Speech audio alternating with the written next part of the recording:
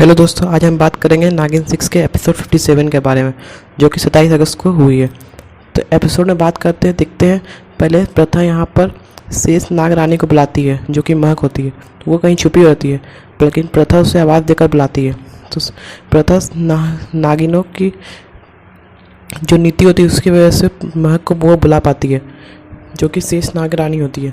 उससे वो बोलती है कि वो इंसाफ करे, क्योंकि शेष नाग रानी का ये कर्तव्य होता है कि सभी नागिनों का इंसाफ करे। पर लेकिन वो उनके दोषियों को सज़ा दे, पर लेकिन उनकी दोषियों को सज़ा कह देते थे, क्योंकि महक तो खुद ही दोषी होती है। इसी वजह से फिर प्रथा महक को एक पवित्र अग्नि में बांध लेती है। बोलती, जब तक तुम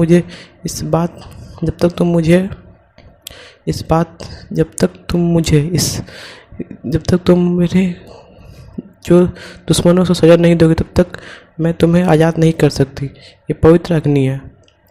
फिर प्रथा महक के बीच बहुत जोर से लड़ाई होती है।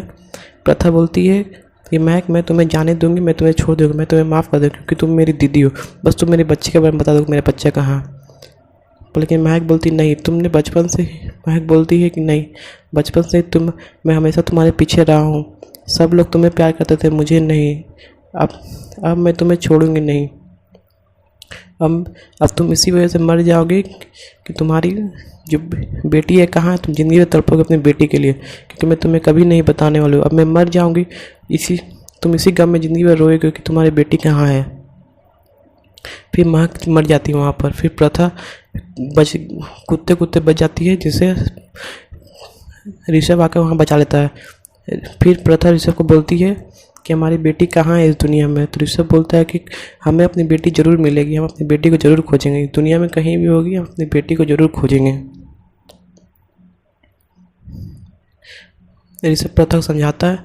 फिर ऋषभ और प्रथा अपने घर आते हैं, जहाँ ऋषभ की माँ उन दोनों का स्वागत करती है आरती से। पहले उन्हें वो दोनों गले लगा लेते हैं। अब बोलती है, ऋषभ तुम जिंदा हो। पहले ऋषभ की माँ प्रथा को कायरा समझती है, पर लेकिन बाद में दोनों गले लगा लेती है। बोलती है कि ये तो प्रथा ऋषभ है। फिर उनकी दोनों बहनें भी आ जाती है, गले लगा लेते हैं, वो लोग रोते हैं। फिर उसके बाद उनकी माँ उनकी बहनों को बोलती है कि आरती की थाली लेकर आओ, हमारे घर में फिर से सुखी लौट आई है, फिर से हमारे घर में खुशियाँ लौट आई हैं। फिर प्रथा और ऋषभ बताती हैं अपने बारे में। फिर उनकी माँ उन दोनों की आरती उतारते हुए बोलते हैं कि जाओ तुम दोनों अपने रूम में आराम कर लो।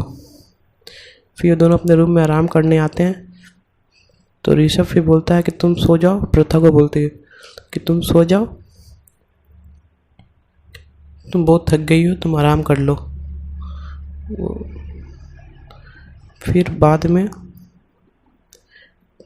प्रथा वहाँ सोने जाती है, लेकिन फिर ऋषभ वहाँ से जाता है। बोलता पानी ख़त्म हुआ। जग में पानी लाने के लिए ऋषभ नीचे जाता है। जब ऋषभ नीचे पानी लाने जाता है, तब वो उससे कुछ आवाज़ सुनाई देता है। फिर प्रथा भी नीचे जाती है उससे मिलने के लिए। बोलती तुम देरी कहाँ कर रहे हो ऋषभ। फिर वो नीचे से ऊपर आते हैं। फिर ऋषभ प्रथा सोए थे। फिर प्रथा सपना देखती है कि महक उनके बच्चे को लेकर वहाँ चलाई है।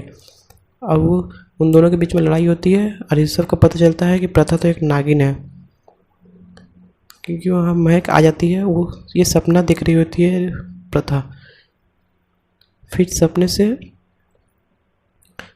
प्रथा उठ के ऋषभ को बोलती है कि मैं एक शेष नागिन हूँ, मैं एक आम आदमी औरत नहीं हूँ, तो क्या तुम मुझे अपनाओगे ऋषभ। तो ऋषभ बोलता हाँ, मैं क्यों नहीं अपनाऊंगा। पर लेकिन कहानी में इस पर ट्विस्ट आ जाता है कि वो ऋषभ नहीं बल्कि शक्ति रहता है। अब ये शक्ति कैसे यहाँ पर आ गया। जब ऋषभ पानी लाने नीचे जाता है, तो उस समय शक्ति उसके माथे पर वार कर ऋषभ की जगह शक्ति खुद बन जाता है। वो बोलता है मुझे तो सिर्फ प्रथा चाहिए और कुछ नहीं। फिर वहाँ पर वो शक्ति बन जाता है।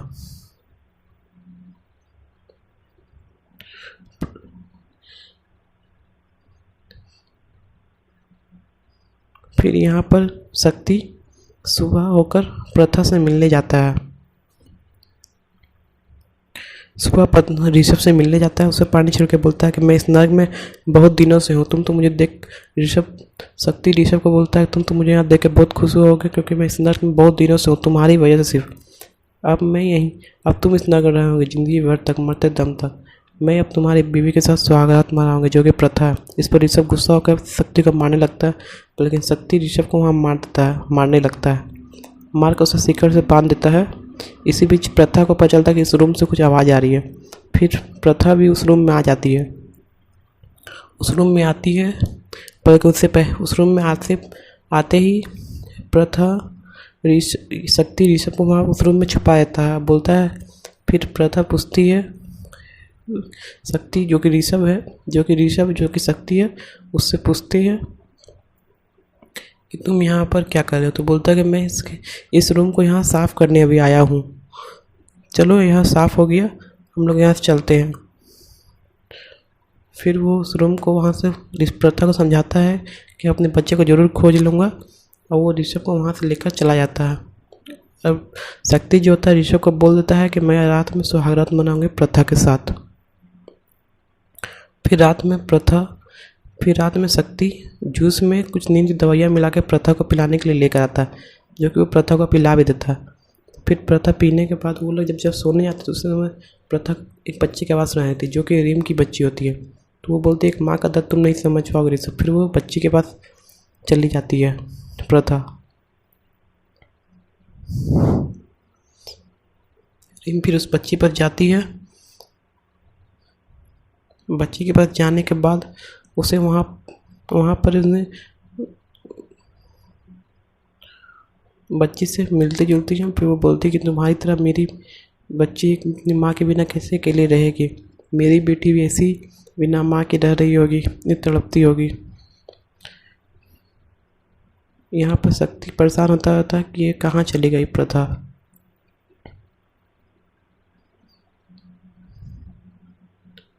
फिर अगले दिन सुबह उन्हें महक के मोबाइल मिलते हैं। महक के मोबाइल में वो नंबर खोजती है कि मोबाइल में नंबर किसका है। तो वो उस नंबर पर कॉल लगाती है, तो उन्हें पता चलता है कि ये नंबर तो किसी और का है।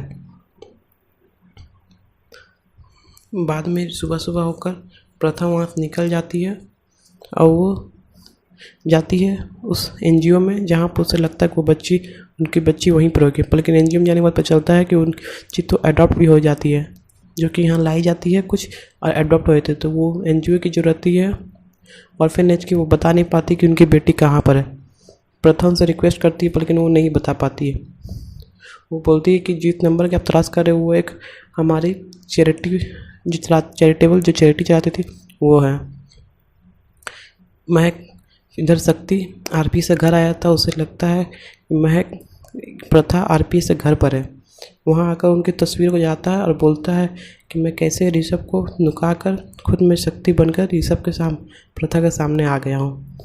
इसी बीच दिव्या इनकी बातें सुन लेती है, जो कि आरपीएस की बहन होती है। इस तरफ प्रथा शेषनाग से मिलने आते हैं और बोलते हैं कि आपने मुझे क्यों नहीं बताया कि मेरे पति या मेरे जो बच्चा वह जिंदा है।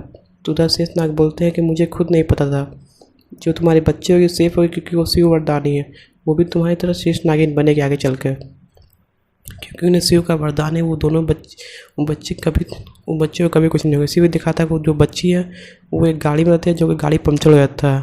बच्चे को वो दोनों बच्चियों को एक स्टॉल पास ले आकर छाँव में रखने की कोशिश करती है, क्योंकि खूब तेज़ बारिश हो रही होती है। उसी बीच वो जो ऊपर का जो छत होती है वो उड़ जाती है। उसी बीच एक नाग आकर उन दोनों बच्चियों की बारिश में भीगने से हेल्प करता है, बचाता है। इधर शेषनाग बोलते हैं, इधर शक्ति दिव्या को मारता है, क्योंकि शक्ति देख लेता है कि दिव्या को सब बात पता चल गई है। तो दिव्या फिर आरपीएस को फ़ोन लगाती है, आरपीएस का फ़ोन नहीं लगता। वो दिव्या ऋषभ को भी प्रथा को ही फ़ोन लगाती है, तो प्रथा का ही फ़ोन नॉट रीचेबल होता है। बाद में प्रथा देखती है कि उसके मोबाइल में दिव्या का फ़ोन आया।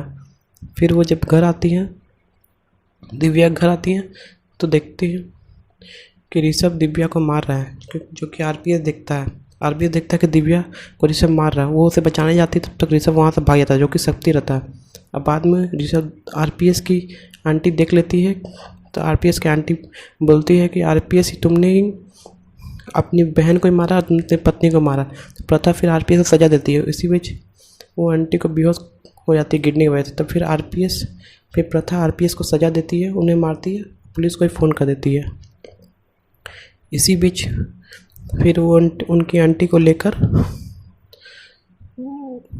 आरपीएस को फिर पुलिस पकड़ लिया। तो आरपीएस बोलता है कि नहीं, मैंने कुछ नहीं किया। फिर भी उनकी बात कोई नहीं सुनता। पुलिस उन्हें गिरफ्तार कर लेती है उनके वाइफ के जुर्म में और उनकी बहन दिव्या को कोमा भेजने के जुर्म में। फिर प्रथा अपने घर चली जाती है और बोलती है कि दिव्या को आरपीएस ने मार दिया है।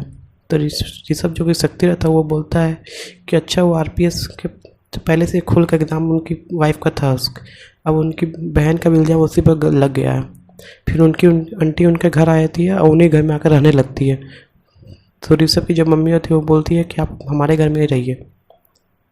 इसी बीच में फिर रात में शक्ति दूध लेकर आता है उसके साथ रोमांस करने के लिए। इधर वो दोनों बच्चियाँ अपने घर चली आती है। दोनों बच्चियाँ अपने घर चलाती है। फिर से शक्ति प्रथा को दूध पिलाता है। प्रथा को दूध पिलाकर वो उसका सोचता है कि इसमें नींद की दवा मिलाकर दूध बनाता है, उससे पिलाने की कोशिश करता है प्रथा को। प्रथा उसे पी लेती है। इसी बीच प्रथा के रूम में एक मोबाइल बजता है जो कि उनकी आंटी का होता है। तो फिर वो मोबाइल उन्हें देने जाती है।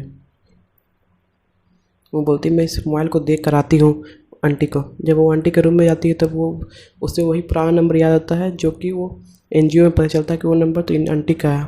तो वो आंटी से पूछता है कि आपको ये नंबर आपको इस नंबर पर किसने कॉल किया। तो वो बोलती है एक औरत होती है जो कि एक बच्ची को मेरे पास भेजी थी। फिर पीछे बैक में दिखाया जाता है कि वो माँ की होती है जो प्रथा के बच्चे को एनजीओ में देने जाती है, जो कि इन आंटी को हाथ में ही देती है। प्रथा बोलती है कि तो मेरी बच्ची। फिर प्रथा को बैक में दिखाया जाता है कि डॉक्टर जो उन्हें जहर देती है, लेकिन प्रथा का जो बेटी होती है वो मरती नहीं है क्योंकि वो शिव वरदानी होती है। इसी बीच वो डॉक्टर फिर वो बच्चा उर्वशी को देती है। उर्वशी बोलती है मैं इसे मारूंगी। फिर उर्वशी उसे ले जाकर जहर वाला दूध पिलाती है, पर लेकिन जहर वाला दूध पीने से भी उसकी बच्ची नहीं मरती। इसी बीच महक आ जाती है और बोलती है कि ये बच्ची तो ज़रूर इसमें बहुत सारी शक्तियाँ होंगी, इसी वजह से इससे कुछ नहीं हुआ, तो हम इसका फ़ायदा उठा सकते हैं उर्वशी। मैं इस बच्ची को अपने पास तो नहीं रखूँगी, पर लेकिन मैं इस बच्ची को अनाथ आश्रम में दान कर दूँगी। तो महक ही उन्हें आरपीएस के आंटी को फ़ोन करके वो बोलता है कि हमारे पास एक बच्ची है जिनकी माँ को जेल हो गया, जबकि जिनको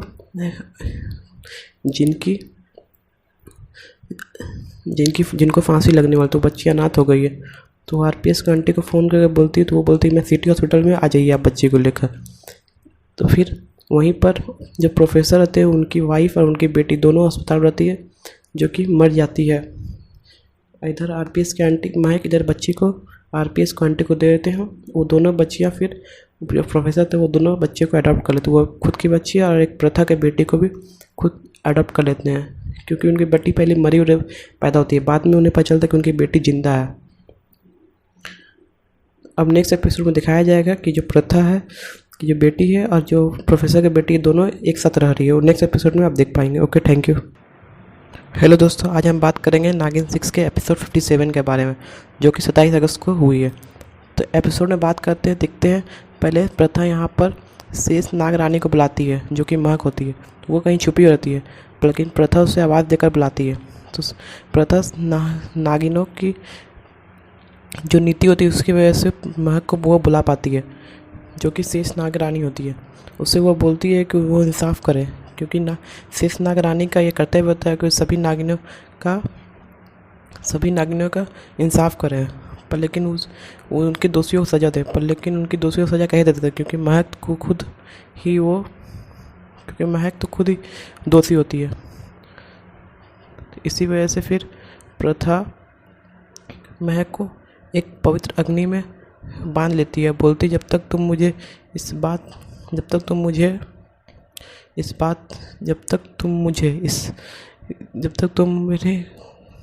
जो दुश्मनों से सज़ा नहीं दोगे तब तक मैं तुम्हें आज़ाद नहीं कर सकती। ये पवित्र अग्नि है। फिर प्रथा महक के बीच बहुत जोर से लड़ाई होती है। प्रथा बोलती है कि महक मैं तुम्हें जाने दूंगी, मैं तुम्हें छोड़ दूंगी, मैं तुम्हें माफ़ कर दूँगी क्योंकि तुम मेरी दीदी हो, बस तुम मेरे बच्चे के बारे में बता दो मेरा बच्चा कहाँ है। लेकिन महक बोलती नहीं, तुमने बचपन से महक बोलती है कि नहीं, बचपन से मैं हमेशा तुम्हारे पीछे रहा हूँ, सब लोग तुम्हें प्यार करते थे, मुझे नहीं। अब मैं तुम्हें छोड़ूंगी नहीं।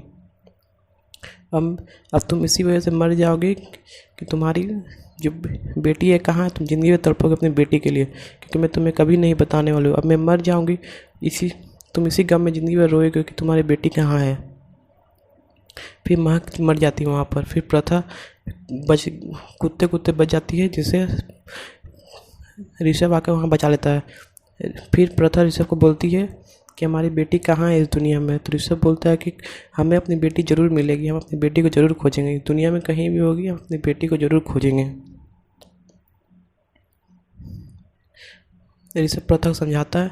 फिर ऋषभ और प्रथा अपने घर आते हैं, जहाँ ऋषभ की माँ उन दोनों का स्वागत करती है आरती से। पहले उन्हें वो दोनों गले लगा लेते हैं।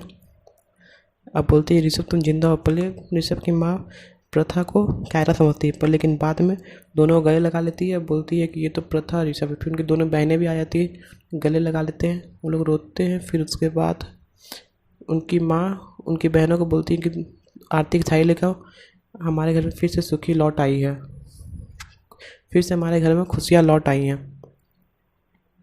फिर प्रथा और ऋषभ बताती हैं अपने बारे में। फिर उनकी माँ उन दोनों की आरती उतारते हुए बोलते हैं कि जाओ तुम दोनों अपने रूम में आराम कर लो। फिर ये दोनों अपने रूम में आराम करने आते हैं। तो ऋषभ फिर बोलता है कि तुम सो जाओ। प्रथा को बोलते हैं कि तुम सो जाओ, तुम बहुत थक गई हो, तुम आराम कर लो। फिर बाद में प्रथा ऋषभ फिर प्रथा वहाँ सोने जाती है, लेकिन फिर ऋषभ वहाँ से जाता है, बोलता पानी ख़त्म हुआ। जग में पानी लाने के लिए ऋषभ नीचे जाता है। जब ऋषभ नीचे पानी लाने जाता है तब वो उससे कुछ आवाज़ सुनाया जाता है।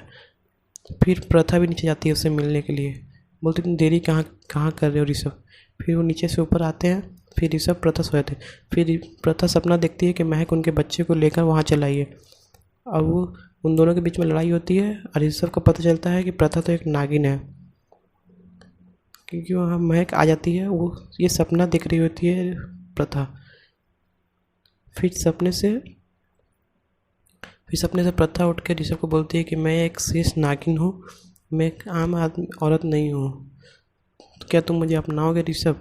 तो ऋषभ बोलता हाँ मैं क्यों नहीं अपनाऊंगा। पर लेकिन कहानी में इस पर ट्विस्ट आ जाता है कि वो ऋषभ नहीं बल्कि शक्ति रहता है। अब ये शक्ति कैसे यहाँ पर आ गया। जब ऋषभ पानी लाने नीचे जाता है तो उस समय शक्ति उसके माथे पर वार कर ऋषभ की जगह शक्ति खुद बन जाता है।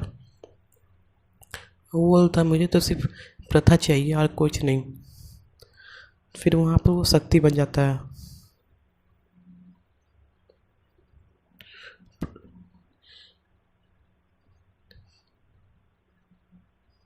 फिर यहाँ पर शक्ति सुबह होकर प्रथा से मिलने जाता है। सुबह ऋषभ से मिलने जाता है, उसे पानी छिड़ के बोलता है कि मैं इस नर्क में बहुत दिनों से हूँ, तुम तो मुझे देख शक्ति ऋषभ को बोलता है तुम तो मुझे यहाँ देख के बहुत खुश होगे, क्योंकि मैं इस नर्क में बहुत दिनों से हूँ तुम्हारी वजह से सिर्फ। अब तुम इस नर्क में रहोगे ज़िंदगी भर तक, मरते दम तक। मैं अब तुम्हारी बीवी के साथ सुहागरात मनाऊंगा, जो कि प्रथा है। इस पर ऋषभ गुस्सा होकर शक्ति को मारने लगता है, लेकिन शक्ति ऋषभ को वहाँ मारने लगता है, मार कर उसे शिकड़ से बांध देता है। इसी बीच प्रथा को पता चलता है कि इस रूम से कुछ आवाज़ आ रही है। फिर प्रथा भी उस रूम में आ जाती है। उस रूम में आती है, बल्कि उस रूम में आते ही प्रथा शक्ति ऋषभ को वहाँ उस रूम में छुपा देता है, बोलता है। फिर प्रथा पूछती है शक्ति जो कि शक्ति है उससे पूछती है कि तुम यहाँ पर क्या कर रहे हो। तो बोलता है कि मैं इस रूम को यहाँ साफ़ करने अभी आया हूँ, चलो यहाँ साफ़ हो गया, हम लोग यहाँ से चलते हैं। फिर वो उस रूम को वहाँ से प्रथा को समझाता है कि अपने बच्चे को ज़रूर खोज लूँगा, और वो ऋषभ को वहाँ से लेकर चला जाता है। अब शक्ति जो होता है ऋषभ को बोल देता है कि मैं रात में सुहागरात मनाऊंगी प्रथा के साथ। फिर रात में प्रथा फिर रात में शक्ति जूस में कुछ नींद की दवाइयाँ मिला के प्रथा को पिलाने के लिए लेकर आता है, जो कि वो प्रथा को पिला भी देता है। फिर प्रथा पीने के बाद वो लोग जब सोने जाते तो उस समय प्रथा एक बच्चे की आवाज़ सुनाई थी, जो कि रीम की बच्ची होती है। तो वो बोलती है एक माँ का दर्द तुम नहीं समझ पाओगे ऋषभ। फिर वो बच्ची के पास चली जाती है प्रथा। रीम फिर उस बच्ची पर जाती है। बच्ची के पास जाने के बाद उसे वहाँ पर उसने बच्ची से मिलती जुलती है। फिर वो बोलती है कि तुम्हारी तरह मेरी बच्ची अपनी माँ के बिना कैसे अकेले रहेगी, मेरी बेटी भी ऐसी बिना माँ के रह रही होगी, इतनी तड़पती होगी। यहाँ पर शक्ति परेशान होता था कि ये कहाँ चली गई प्रथा।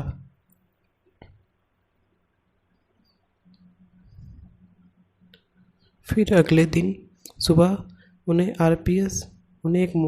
महक के मोबाइल मिलते हैं। महक के मोबाइल में एक बहुत वो नंबर खोजती है कि मोबाइल में नंबर किसका है। तो वो उस नंबर पर कॉल लगाती है तो उन्हें पता चलता है कि ये नंबर तो किसी और का है। बाद में सुबह सुबह होकर प्रथा वहाँ से निकल जाती है और वो जाती है उस एनजीओ में जहाँ पर उसे लगता है कि उनकी बच्ची वहीं पर होगी। लेकिन एनजीओ में जाने के बाद पता चलता है कि उनकी बच्ची तो अडॉप्ट भी हो जाती है, जो कि यहाँ लाई जाती है कुछ और अडॉप्ट हुए थे। तो वो एनजीओ की जो रहती है ऑर्फनेज की, वो बता नहीं पाती कि उनकी बेटी कहाँ पर है। प्रथा उनसे रिक्वेस्ट करती है लेकिन वो नहीं बता पाती है। वो बोलती है कि जिस नंबर की आप तलाश कर रहे हो वो एक हमारी चैरिटेबल जो चैरिटी चलाती थी वो है। महक इधर शक्ति आरपी से घर आया था। उसे लगता है कि महक प्रथा आरपी से घर पर है। वहाँ आकर उनकी तस्वीर को जाता है और बोलता है कि मैं कैसे ऋषभ को नुका कर खुद में शक्ति बनकर ऋषभ के प्रथा के सामने आ गया हूँ। इसी बीच दिव्या इनकी बातें सुन लेती है, जो कि आरपीएस की बहन होती है। इस तरफ प्रथा शेषनाग से मिलने आते हैं और बोलते हैं कि आपने मुझे क्यों नहीं बताया कि मेरे पति और मेरे जो बच्चा वह जिंदा है। तो उधर शेषनाग बोलते हैं कि मुझे खुद नहीं पता था, जो तुम्हारे बच्चे होगी सेफ होगी क्योंकि वो शिव वरदानी है, वो भी तुम्हारी तरह शेष नागिन बनेगी आगे चल कर, क्योंकि उन्हें शिव का वरदान है। वो बच्चे को कभी कुछ नहीं होगा। इसी भी दिखाता है कि जो बच्ची है वो एक गाड़ी में रहती है, जो कि गाड़ी पंचर हो जाता है। बच्चे को वो दोनों बच्चियों को एक स्टॉल पास ले आकर छाँव में रखने की कोशिश करती है, क्योंकि खूब तेज़ बारिश हो रही होती है। उसी वजह से वो जो ऊपर का जो छत होती है वो उड़ जाती है। इसी वजह एक नाग आकर उन दोनों बच्चियों की बारिश में भीगने से हेल्प करता है, बचाता है। इधर शेष नाग बोलते हैं, इधर शक्ति दिव्या को मारता है क्योंकि शक्ति देख लेता है कि दिव्या को सब बात पता चल गई है। तो दिव्या फिर आरपीएस को फ़ोन लगाती है। आरपीएस का फ़ोन नहीं लगता। वो दिव्या ऋषभ को भी प्रथा का ही फ़ोन लगाती है तो प्रथा का ही फ़ोन नॉट रीचेबल होता है। बाद में प्रथा देखती है कि उसके मोबाइल में दिव्या का फ़ोन आया। फिर वो जब दिव्या घर आती हैं तो देखती है कि ऋषभ दिव्या को मार रहा है, जो कि आरपीएस देखता है कि दिव्या को ऋषभ मार रहा है। वो उसे बचाने जाती है, तब तक ऋषभ वहाँ से भाग जाता है, जो कि शक्ति रहता है। अब बाद में ऋषभ आरपीएस की आंटी देख लेती है तो आरपीएस की आंटी बोलती है कि आरपीएस ही तुमने ही अपनी बहन को ही मारा और तुमने अपनी पत्नी को मारा। तो प्रथा फिर आरपीएस को सजा देती है। इसी बीच वो आंटी को बेहोश हो जाती है गिरने की वजह से। तब फिर प्रथा आरपीएस को सजा देती है, उन्हें मारती है, पुलिस को ही फ़ोन कर देती है। इसी बीच फिर वो उनकी आंटी को लेकर आरपीएस को फिर पुलिस पकड़ लिया। तो आरपीएस बोलता है कि नहीं मैंने कुछ नहीं किया। फिर भी उनकी बात कोई नहीं सुनता और पुलिस उन्हें गिरफ्तार कर लेती है उनके वाइफ के जुर्म में और उनकी बहन दिव्या को कोमा भेजने के जुर्म में। फिर प्रथा अपने घर चली जाती है। वो बोलती है कि दिव्या को आरपीएस ने मार दिया है। तो ऋषभ जो कि शक्ति रहता है वो बोलता है कि अच्छा वो आरपीएस के तो पहले से खुल का इल्ज़ाम उनकी वाइफ का था, अब उनकी बहन का भी इल्ज़ाम उसी पर लग गया है। फिर उनकी आंटी उनके घर आ जाती है और उन्हीं घर में आकर रहने लगती है। तो ऋषभ की जो मम्मी होती है वो बोलती है कि आप हमारे घर में ही रहिए। इसी बीच में फिर रात में शक्ति दूध लेकर आता है उसके साथ रोमांस करने के लिए। इधर वो दोनों बच्चियाँ अपने घर चली आती है। दोनों बच्चियाँ अपने घर चलाती है। फिर से शक्ति प्रथा को दूध पिलाता है। प्रथा को दूध पिलाकर वो उसका सोचता है कि इसमें नींद की दवा मिलाकर दूध बनाता है, उससे पिलाने की कोशिश करता है प्रथा को। प्रथा उसे पी लेती है। इसी बीच प्रथा को अपने मोबाइल प्रथा के रूम में एक मोबाइल बजता है जो कि उनकी आंटी का होता है। तो फिर वो मोबाइल उन्हें देने जाती है। वो बोलती है मैं इस मोबाइल को देख कर आती हूँ आंटी को। जब वो आंटी के रूम में जाती है तब वो उसे वही पुराना नंबर याद आता है जो कि वो एनजीओ में पता चलता है कि वो नंबर तो इन आंटी का है। तो वो आंटी से पूछता है कि आपको ये नंबर आपको इस नंबर पर किसने कॉल किया। तो वो बोलती है एक औरत होती है जो कि एक बच्ची को मेरे पास भेजी थी। फिर पीछे बैक में दिखाया जाता है कि वो महक होती है जो प्रथा के बच्चे को एनजीओ में देने जाती है, जो कि आंटी को हाथ में ही देती है। प्रथा बोलती है कि तो मेरी बच्ची। फिर प्रथा को बैक में दिखाया जाता है कि डॉक्टर जो उन्हें जहर देती है, लेकिन प्रथा का जो बेटी होती है वो मरती नहीं है क्योंकि वो शिव वरदानी होती है। इसी बीच वो डॉक्टर फिर वो बच्चा उर्वशी को देती है। उर्वशी बोलती है मैं इसे मारूंगी। फिर उर्वशी उसे ले जाकर जहर वाला दूध पिलाती है, पर लेकिन जहर वाला दूध पीने से भी उसकी बच्ची नहीं मरती। इसी बीच महक आ जाती है और बोलती है कि ये बच्ची तो ज़रूर इसमें कुछ सब बहुत सारी शक्तियाँ होंगी, इसी वजह से इससे कुछ नहीं हुआ, तो हम इसका फ़ायदा उठा सकते हैं उर्वशी। मैं इस बच्ची को अपने पास तो नहीं रखूँगी, पर लेकिन मैं इस बच्ची को अनाथ आश्रम में दान कर दूँगी। तो महक ही उन्हें आरपीएस के आंटी को फ़ोन करके वो बोलता है कि हमारे पास एक बच्ची है जिनकी माँ को जेल हो गया, जबकि जिनको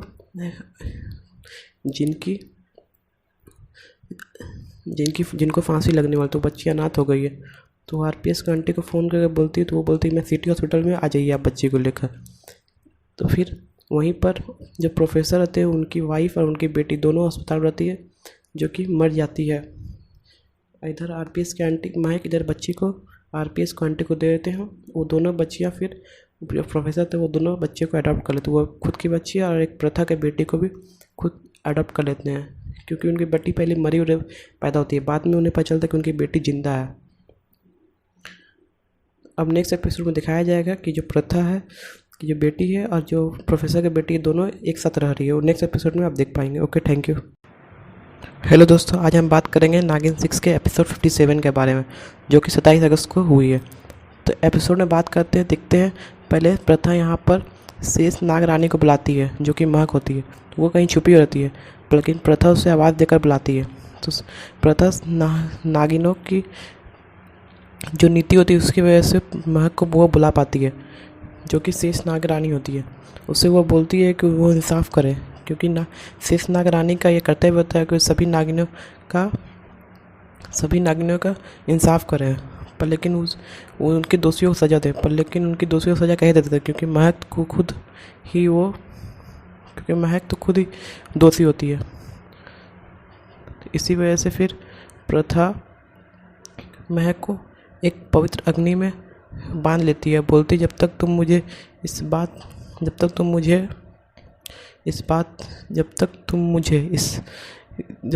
मेरे जो दुश्मनों से सज़ा नहीं दोगे तब तक मैं तुम्हें आज़ाद नहीं कर सकती। ये पवित्र अग्नि है। फिर प्रथा महक के बीच बहुत जोर से लड़ाई होती है। प्रथा बोलती है कि महक मैं तुम्हें जाने दूंगी, मैं तुम्हें छोड़ दूंगी, मैं तुम्हें माफ़ कर दूँगी क्योंकि तुम मेरी दीदी हो, बस तुम मेरे बच्चे के बारे में बता दो मेरा बच्चा कहाँ है। लेकिन महक बोलती नहीं, महक बोलती है कि नहीं, बचपन से मैं हमेशा तुम्हारे पीछे रहा हूँ, सब लोग तुम्हें प्यार करते थे, मुझे नहीं। अब मैं तुम्हें छोड़ूंगी नहीं। अब तुम इसी वजह से मर जाओगे कि तुम्हारी जो बेटी है कहाँ है, तुम ज़िंदगी में तड़पोगे अपनी बेटी के लिए, क्योंकि मैं तुम्हें कभी नहीं बताने वाली हूँ। अब मैं मर जाऊँगी, तुम इसी गम में ज़िंदगी में रोएगे कि तुम्हारी बेटी कहाँ है। फिर महक मर जाती है वहाँ पर। फिर प्रथा कुत्ते बच जाती है, जिसे ऋषभ आकर वहाँ बचा लेता है। फिर प्रथा ऋषभ को बोलती है कि हमारी बेटी कहाँ है इस दुनिया में। तो ऋषभ बोलता है कि हमें अपनी बेटी ज़रूर मिलेगी, हम अपनी बेटी को ज़रूर खोजेंगे, दुनिया में कहीं भी होगी हम अपनी बेटी को ज़रूर खोजेंगे। ऋषभ प्रथा को समझाता है। फिर ऋषभ और प्रथा अपने घर आते हैं, जहाँ ऋषभ की माँ उन दोनों का स्वागत करती है आरती से। पहले उन्हें वो दोनों गले लगा लेते हैं। अब बोलती है ऋषभ तुम जिंदा हो। पहले ऋषभ की माँ प्रथा को कायरा समझती है, पर लेकिन बाद में दोनों गले लगा लेती है। बोलती है कि ये तो प्रथा ऋषभ है। फिर उनकी दोनों बहनें भी आ जाती है, गले लगा लेते हैं, वो लोग रोते हैं। फिर उसके बाद उनकी माँ उनकी बहनों को बोलती है कि आरती की थाली लेकर आओ। हमारे घर में फिर से सुखी लौट आई है, फिर से हमारे घर में खुशियाँ लौट आई हैं। फिर प्रथा और ऋषभ बताती हैं अपने बारे में। फिर उनकी माँ उन दोनों की आरती उतारते हुए बोलते हैं कि जाओ तुम दोनों अपने रूम में आराम कर लो। फिर वो दोनों अपने रूम में आराम करने आते हैं तो ऋषभ फिर बोलता है कि तुम सो जाओ। प्रथा को बोलते हैं कि तुम सो जाओ, तुम बहुत थक गई हो, तुम आराम कर लो। फिर बाद में प्रथा ऋषभ, फिर प्रथा वहाँ सोने जाती है, लेकिन फिर ऋषभ वहाँ से जाता है, बोलता पानी ख़त्म हुआ। जग में पानी लाने के लिए ऋषभ नीचे जाता है। जब ऋषभ नीचे पानी लाने जाता है तब वो उससे कुछ आवाज़ सुनाई देता है। फिर प्रथा भी नीचे जाती है उससे मिलने के लिए, बोलती तुम देरी कहाँ कर रहे हो ऋषभ। फिर वो नीचे से ऊपर आते हैं। फिर ऋषभ प्रथा सोए थे। फिर प्रथा सपना देखती है कि महक उनके बच्चे को लेकर वहाँ चल आई है। अब वो उन दोनों के बीच में लड़ाई होती है और ऋषभ को पता चलता है कि प्रथा तो एक नागिन है, क्योंकि वहाँ महक आ जाती है। वो ये सपना देख रही होती है प्रथा। फिर सपने से प्रथा उठ के ऋषभ को बोलती है कि मैं एक शेष नागिन हूँ, मैं एक आम आदमी औरत नहीं हूँ, तो क्या तुम मुझे अपनाओगे ऋषभ। तो ऋषभ बोलता हाँ मैं क्यों नहीं अपनाऊंगा। पर लेकिन कहानी में इस पर ट्विस्ट आ जाता है कि वो ऋषभ नहीं बल्कि शक्ति रहता है। अब ये शक्ति कैसे यहाँ पर आ गया। जब ऋषभ पानी लाने नीचे जाता है तो उस समय शक्ति उसके माथे पर वार कर ऋषभ की जगह शक्ति खुद बन जाता है। वो बोलता है मुझे तो सिर्फ प्रथा चाहिए और कुछ नहीं। फिर वहाँ पर वो शक्ति बन जाता है।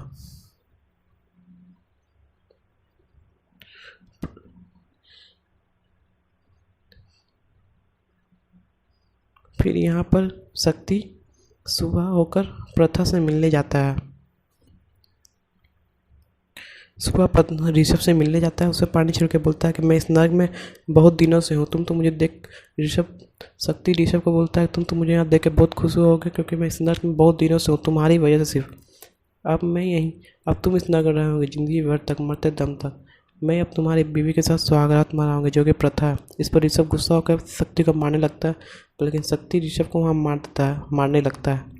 मार कर उसे शिकड़ से बांध देता है। इसी बीच प्रथा को पता चलता है कि इस रूम से कुछ आवाज़ आ रही है। फिर प्रथा भी उस रूम में आ जाती है। उस रूम में आती है, बल्कि उस रूम में आते ही प्रथा शक्ति ऋषभ को वहाँ उस रूम में छुपा देता है, बोलता है। फिर प्रथा पूछती है शक्ति जो कि शक्ति है उससे पूछती है कि तुम यहाँ पर क्या कर रहे हो। तो बोलता है कि मैं इस रूम को यहाँ साफ़ करने अभी आया हूँ, चलो यहाँ साफ़ हो गया, हम लोग यहाँ से चलते हैं। फिर वो उस रूम को वहाँ से प्रथा को समझाता है कि अपने बच्चे को ज़रूर खोज लूँगा, और वो ऋषभ को वहाँ से लेकर चला जाता है। अब शक्ति जो होता है ऋषभ को बोल देता है कि मैं रात में सुहागरात मनाऊंगी प्रथा के साथ। फिर रात में शक्ति जूस में कुछ नींद की दवाइयाँ मिला के प्रथा को पिलाने के लिए लेकर आता है, जो कि वो प्रथा को पिला भी देता है। फिर प्रथा पीने के बाद वो लोग जब सोने जाते तो उस समय प्रथा एक बच्चे की आवाज़ सुनाई देती है, जो कि रीम की बच्ची होती है। तो वो बोलती है एक माँ का दर्द तुम नहीं समझ पाओगे ऋषभ। फिर वो बच्ची के पास चली जाती है प्रथा। रीम फिर उस बच्ची पर जाती है। बच्ची के पास जाने के बाद उसे वहाँ पर उसने बच्ची से मिलती जुलती है। फिर वो बोलती कि तुम्हारी तरह मेरी बच्ची अपनी माँ के बिना कैसे अकेले रहेगी, मेरी बेटी भी ऐसी बिना माँ के रह रही होगी, इतनी तड़पती होगी। यहाँ पर शक्ति परेशान होता था कि ये कहाँ चली गई प्रथा।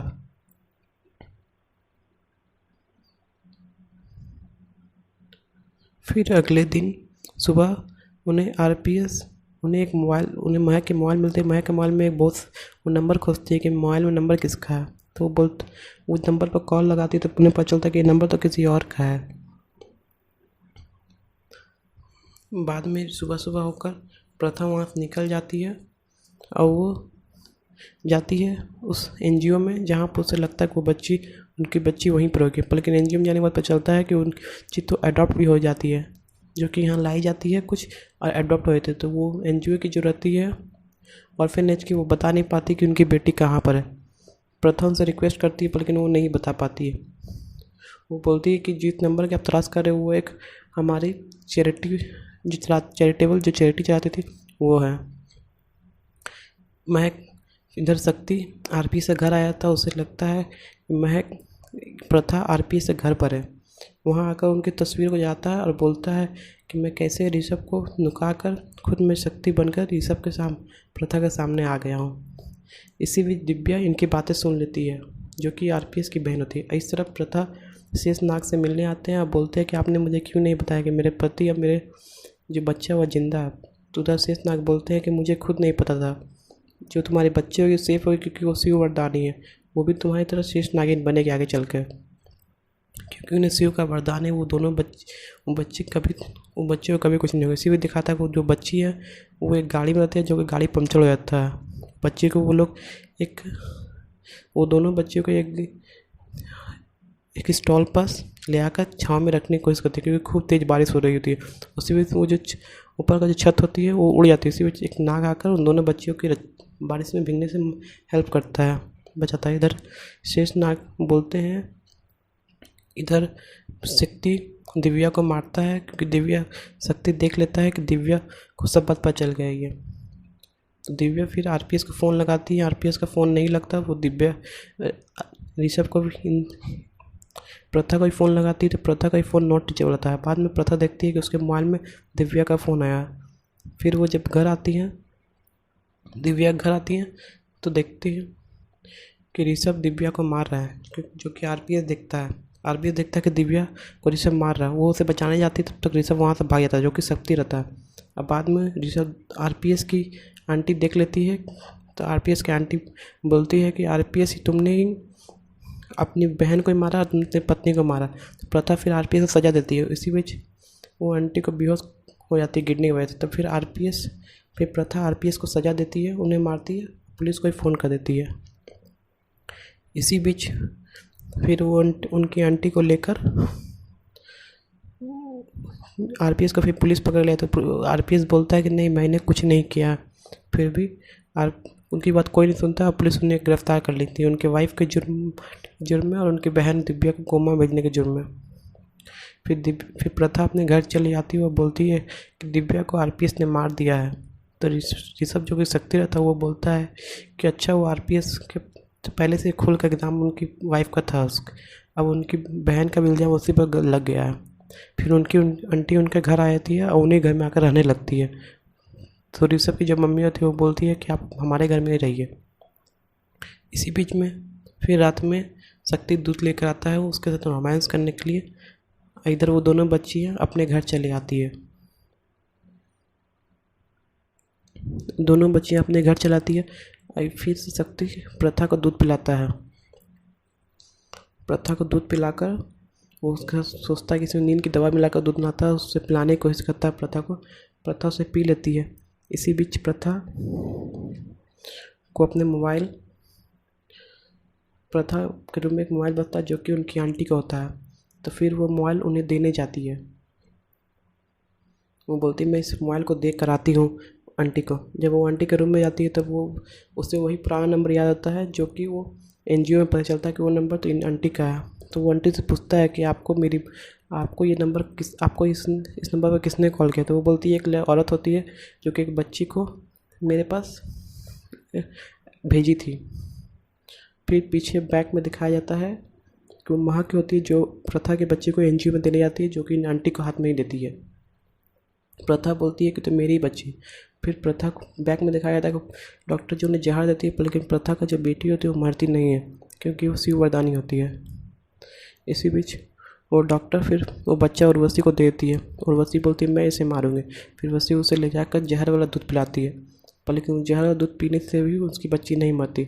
इसी बीच महक आ जाती है और बोलती है कि ये बच्ची तो ज़रूर इसमें बहुत सारी शक्तियाँ होंगी, इसी वजह से इससे कुछ नहीं हुआ, तो हम इसका फ़ायदा उठा सकते हैं उर्वशी। मैं इस बच्ची को अपने पास तो नहीं रखूँगी, पर लेकिन मैं इस बच्ची को अनाथ आश्रम में दान कर दूँगी। जो महक ही उस उन्हें आरपीएस के आंटी को फ़ोन करके वो बोलता है कि हमारे पास एक बच्ची है जिनकी माँ को जेल हो गया, जबकि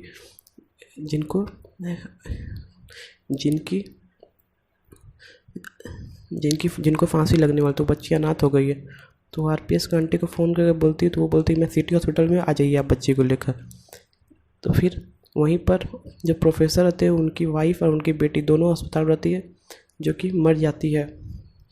इधर आरपीएस के आंटी माइक इधर बच्ची को आरपीएस को आंटी को दे देते हैं। वो दोनों बच्चियाँ फिर प्रोफेसर